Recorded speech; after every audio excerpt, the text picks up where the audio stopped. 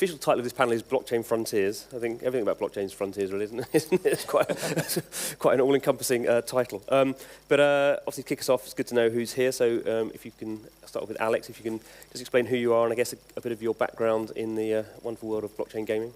Hi, I'm Alex Amsel, and I'm currently working with Fig, who are a US publisher, and sort of a number of other startups on their blockchain projects. I actually used to run a game studio in Sheffield in the UK for over 15 years, and then I fell into blockchain after our indie hit was really liked by a Bitcoin fan, and he persuaded me to sell it for Bitcoin. And after that, I was like, yeah, I'm going to sit in Bitcoin and blockchain for a few years. This is like the new internet, and I've always been fascinated by how it can be combined with the game industry, and so that's what I spend my time doing now. Hey, I'm Garrett Weinsorl, CEO of Playwin. We do real money esport competitions. I also advise a asset-backed token blockchain company. It's a structured finance product. Hi, I'm Sergio Sanik. I'm the head of esports of the streaming platform based on blockchain. It's called Play to Life. My background comes from esports. I was doing lots of championships and leagues and esports activities lately, like for the last 4 years. Good. I should just point out actually that Alex was one of the people who kind of got me into blockchain. So he gave a talk at Blockchain Gaming Connects London, the first blockchain afternoon that we did. And I very strongly remember your talk, so it's all your fault, really. But it's kind of interesting chatting. When you guys were introducing yourselves, two of the three mentioned esports and esports. We haven't really mentioned at all, really, so far. So it's probably a good thing to do because clearly there's a lot of activity happening in the esports world in general. And I always think esports is not really it's very popular, but not really a very well connected economy. So it's very popular, but very hard to make money out of. That's my personal view. And so blockchain, hopefully, could be a solution to that. So I guess maybe you two guys, to begin with, as you mentioned esports, how do you see esports and blockchain kind of working together? How has it been trying to work in that area and launch companies and find users? I can pick up from here. Our platform is a streaming platform. It's streaming service, kind of a Twitch, but we don't compare it ourselves to the Twitch. We have tried to implement blockchain to make our user usability a bit more effective in terms of using the cryptocurrency and internal token for some activities within the platform. For example, we have our own cryptocurrency or crypto token called Level Up Coin Look, which is used inside the platform for several options. For example, our users can donate, can put bets, can do totalizator, and the main feature of us, put bets on interactive tasks. It means that a viewer can make a task for the streamer who does the Let's Play. I mean, he is playing the game, and for example, he needs to submit a task that viewers are putting onto him. For example, to blow up a bus in PUBG in 5 minutes. And our users, they are using our internal token to put a bet on it, and our computer vision system, which we are now still developing, analyzes what's going on the screen during the stream. And if he succeeds, if he completes the task, he will get a reward. I mean, these tokens.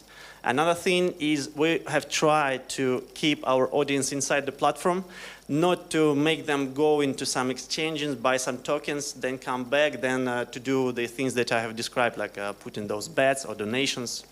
And our token, it helps to keep the audience inside the platform, inside the ecosystem, the popular word everyone's using now. And it can be bought within the platform. We have a banking system that allows you to use your credit card or, I don't know, PayPal or whatever it will be, and buy a token so you can still use it within the platform. Carol, what's your... So I think one of the interesting things is user identity and the transparency. Commonly in StarCraft, people just play with barcodes. You never know who the end person is, actually. I think that's one of the interesting things that blockchain provides is with a strong ID that you can attach to a gamer tag, you can then use that to verify end users. That's incredibly powerful for esport teams to actually be able to verify the person who's playing, who may just be really, really good at a game, and you never actually have a way to find that guy and recruit them to your team. I think there's some really interesting projects in that space, and I think that'll be an interesting opportunity. Alex, do you have any views on esports? I really do, because I think esports is where this is going to take off, and it just needs someone to have it mixed with the right game. I think all these things that you guys have mentioned is really, really valuable, but what's interested me more than anything else, and I started speaking about this probably 2 years ago when I really realised what will happen, and this will happen, and it's digital merchandise. And that's, I'm a football fan. I watch my team, Wolverhampton Wanderers, who are doing really well this year. And when you go to a football match or a basketball match or American football, people are wearing the jerseys, or they're buying kit for their kids or wherever it happens to be. And sometimes you even find that they're signed. I've got some signed shirts.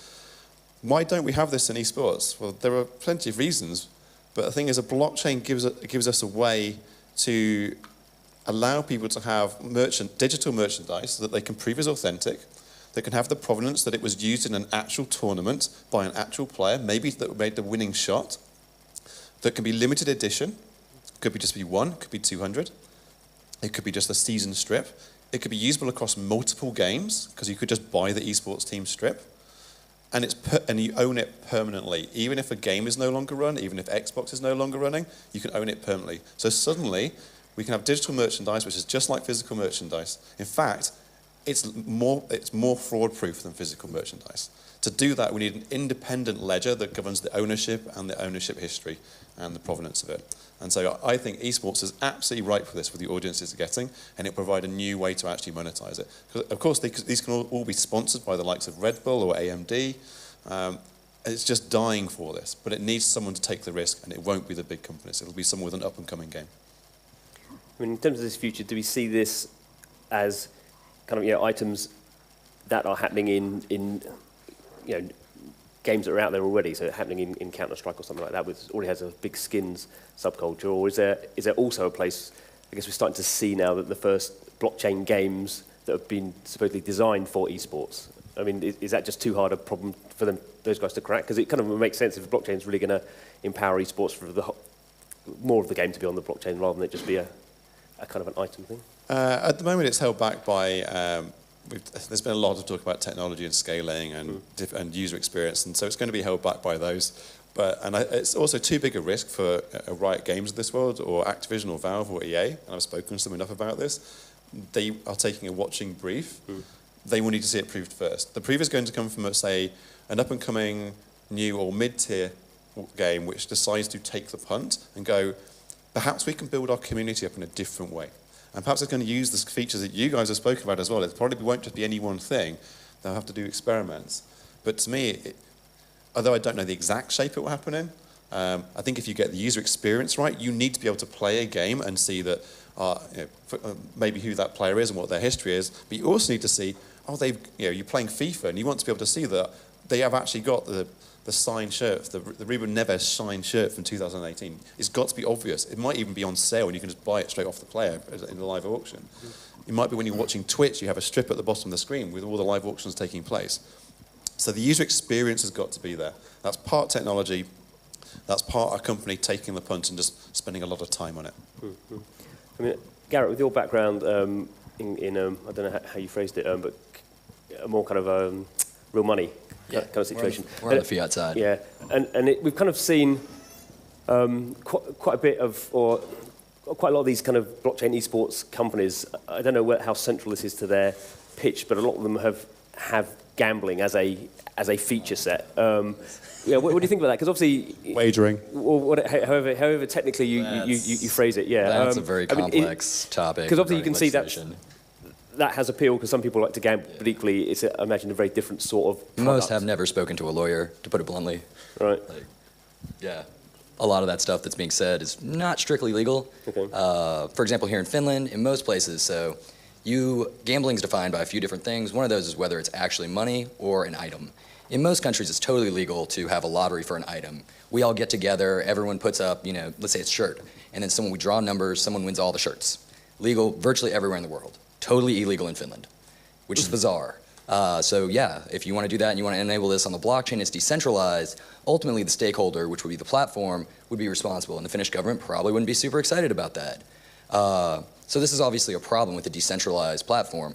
If they can't get after the company, then they'll get after end users and people who have large amounts, and it's a thing. So you don't see that happening really. You just see it as the legal, too much of a legal minefield for it. I see it happening in some ways, just not as full-featured as some people want to believe. Okay. It's complex. Yeah. Coming back to the esports thing, I think it is interesting. You're kind of a lot of the esports stuff is being driven obviously by kind of streaming, and you're kind of seeing this nice kind of community feedback thing. When it comes to this kind of sponsored items thing, do we think that actually is more useful for building community rather than monetization, or are they kind of part of the same thing? Which one leads?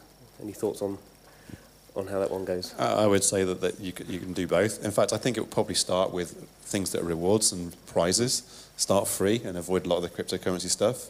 I'm actually a really big believer that you can create value by giving things away. It could be, one of the things I suggested to one of these sports companies was just create a set of trading cards for your players and for things around your players and your community, your forums, your merchandise.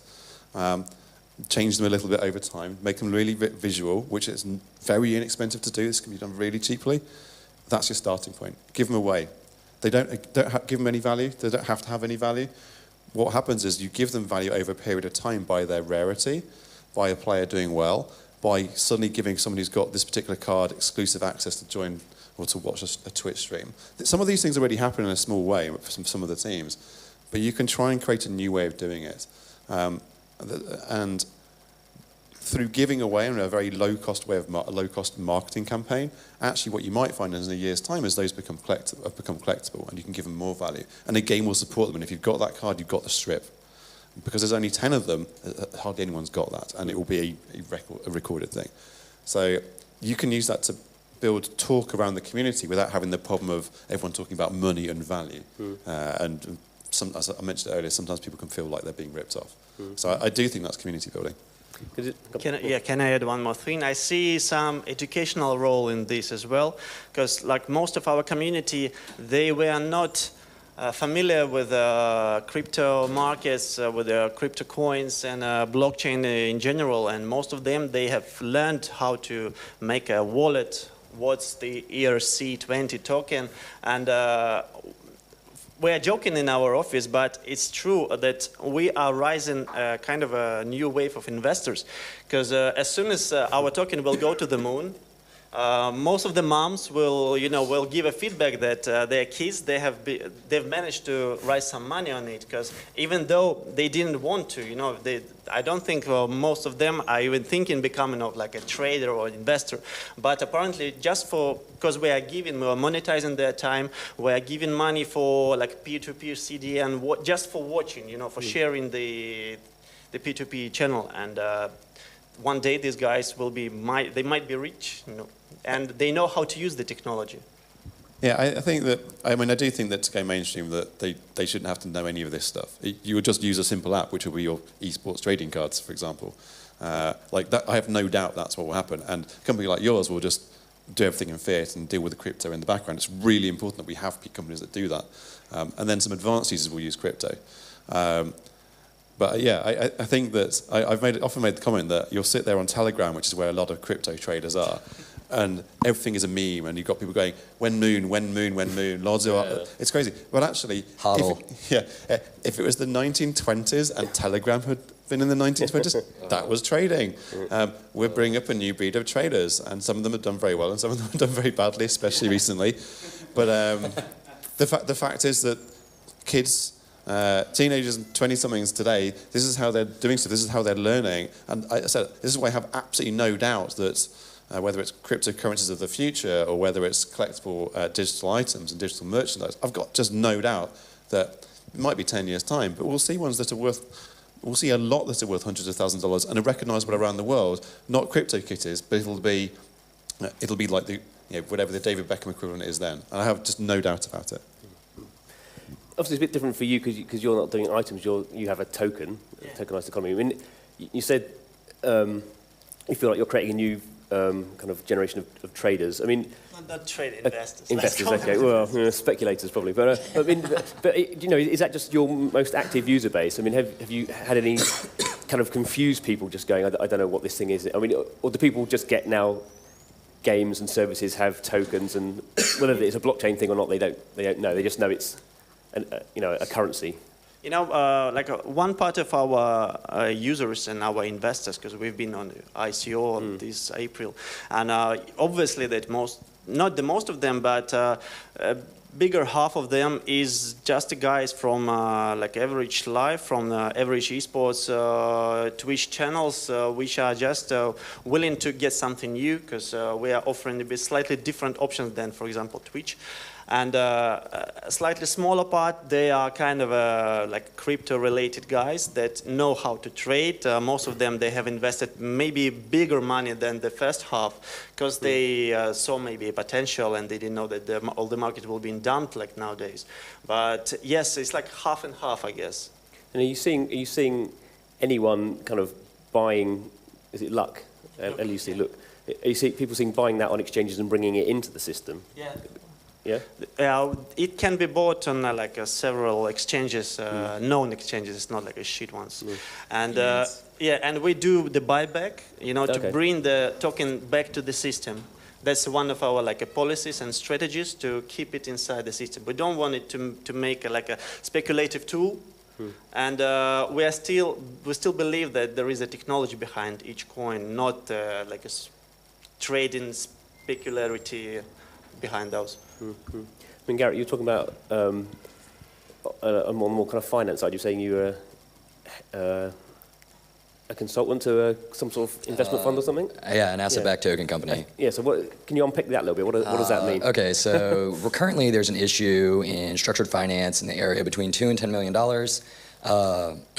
Essentially, they want to create an asset-backed token that is just a highly structured finance product that allows fundraising via an ICO, except you have the underlying asset, which in this case would be a residential construction project, which would back these assets, and then you'd get a yield from that, or ultimately you would gain the right to the property if the builder does not actually build it and they don't sell it, and a variety of other things. Yeah, it's just a complex finance product. The tokens fall in the gray area of regulation. On Friday, they went to the regulator, and the regulator was like, nope, no laws on this. So they're rolling it out. It is what it is. So nothing to do with games at all then? That's just, you have many... Nope. Nothing to do with games. Okay. Might finance your office, though, for a game studio. Okay, good. Well, we'll leave that and move on to something else then. Yeah. Alex, you've been talking quite a lot, but you've not really spoken about what your kind of day job is, so it's kind of interesting what Fig's up to. Do you want to maybe talk a little bit about that? I actually can't talk too much about what Fig are up to. Okay, well, but what you can say. I mean, what I will say is that so I joined them to help them as a publisher look at what they could do on their platform. And what Fig do is we basically a crowdfunding for games platform. So if you know Kickstarter and Indiegogo, it's like that, but specifically for games, and a much more focused marketing campaign. And we actually act as a barrier to entry, so we do curate the content. And we're interested in how can blockchains change that. So one of the things we have I've just set up it's like a spin-off project, which is a team that are exploring, again, NFTs, but through a more bespoke platform, where we can try and avoid a lot of the traditional blockchain issues and focus on a product, and see if we can find a product that works for game devs to help with engagement. And because that's what we think is really, really important. But that's going to take some iteration. I think a lot of from my point of view, having looked at this for years, I was just talking earlier about this, one of the problems with a lot of blockchain projects is they've raised a lot of money, and they don't really know what the project is. Great team, great tech. Yeah, they don't really know what the project is, and sometimes once they've done a version of it, it's very, very difficult to iterate, or it's not really decentralized. And I find that actually increasingly concerning. And so my interest going forwards, and I've worked with a number of different companies, but my interest going forwards is trying to find which the people in this room and who've been here today, or have been I was at DICE in Cannes, and who will be at the various blockchain game events coming up. Which of those people in the room are going to actually nail it? And how can all of us work together to actually get it right? How can we solve the blockchain scaling problems? Well, there's a lot of very clever people doing that. So there's no point in us spending ages trying to solve that problem.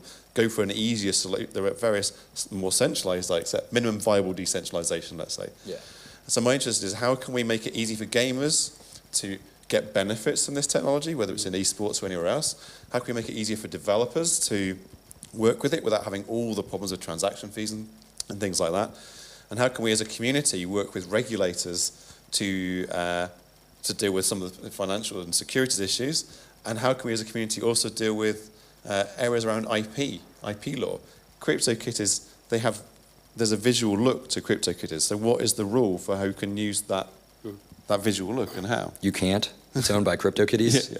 You literally don't own the art. Yeah. So can we iterate various open commons licenses and provide standards for developers to work with that are permissive enough to allow innovation without giving too many rights? Because I can tell you the likes of Ubisoft, who are interested in all of this and are working with some of the people here, matters a great deal when you've got massive IPs and you might be interested in doing an experiment, but the question, and it came up again yesterday, was what if someone does something using our characters, and they might even not have been using the visual bit of the character, but just the fact you own the character, that is completely against the ethos of Ubisoft.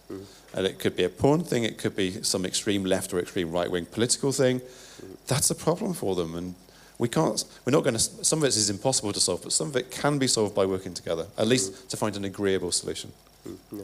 I think that's what I do, is look at all these different aspects. So you're not very busy at all then, are you, really? But it is interesting, I think, something that has been mentioned a few times, but quite lightly, I think, is this kind of idea of working together. And I guess blockchain games is an interesting sector because, one, it's growing quite quickly, everyone's very busily doing their own thing, and actually doesn't really have a lot of structure at all, which is a bit odd because obviously there is structure in the blockchain world in terms of all these foundations that have been set up for the blockchains themselves, but the blockchain game sector itself is actually quite atomic, and while people say they want to work together and are generally quite friendly, I think, you're quite cooperative, but there isn't any structures. I mean, do we need to set up something? That is changing. You think it is?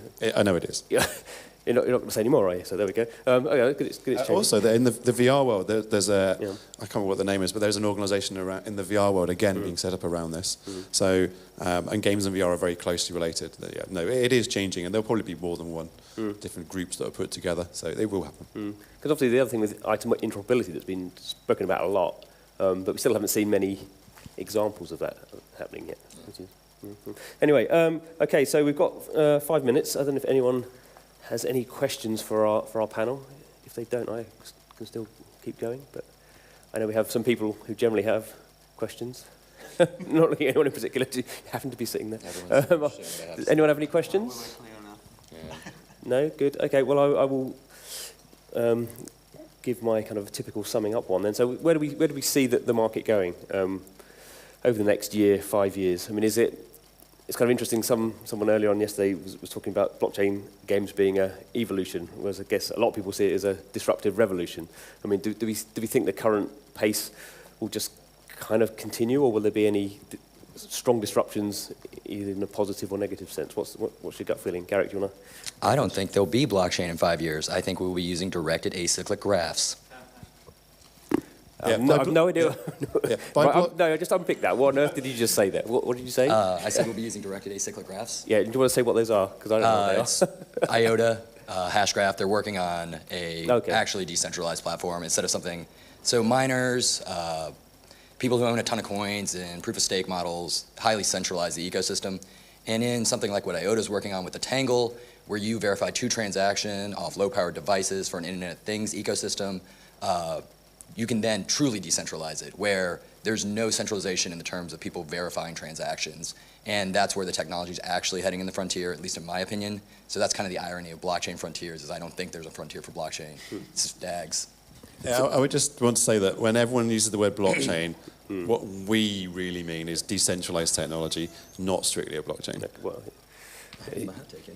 the problem with people who have too much technical abilities, they just tell you the words you're using are totally wrong, which is a thankless task. Sergey, what do you think over the next kind of year? As we are kind of a different kind of user of blockchain, we don't see this as an asset, it's a tool for us. And this is about building up a data in a proper manner that is suitable for us, and working with another kind of a tool, our token, to keep people inside of our system and to make it as easier for them as it can be. And I don't know, maybe we could use some other technology for that, but now it's a time of a blockchain, and we have just adopted it for us, for our needs.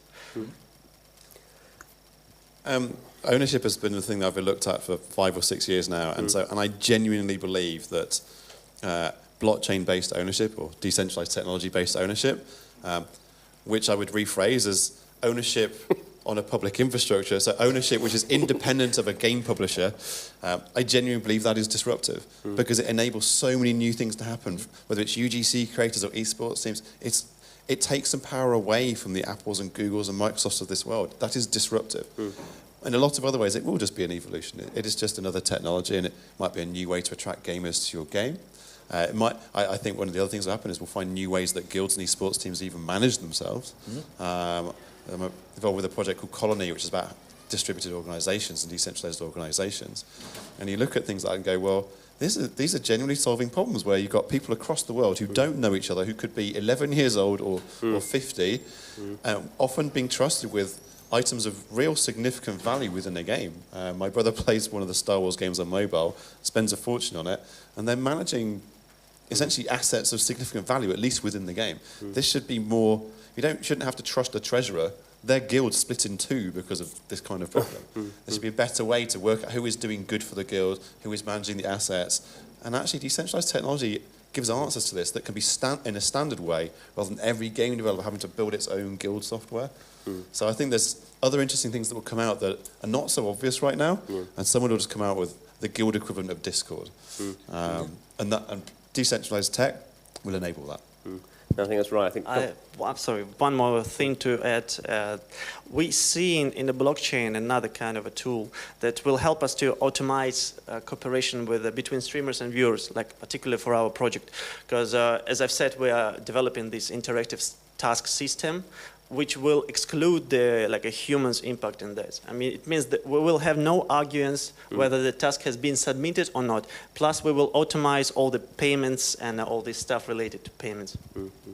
No, I think that's very good points raised there. 'Cause I think, again, journalists are maybe mainly at fault for raising this. We spend a lot of time looking at this value thing has been sold on CryptoKitties, or this token value has gone up or down or something like that, and that's kind of the short-term happening day-to-day, but the much longer-term thing is these much more holistic kind of processes and networks that can be built up, and maybe not so exciting from one point of view, but much more valuable in the long term. So unless anyone else has any burning questions, this is your last chance. No? Well, I think I will say thank you very much to our panelists.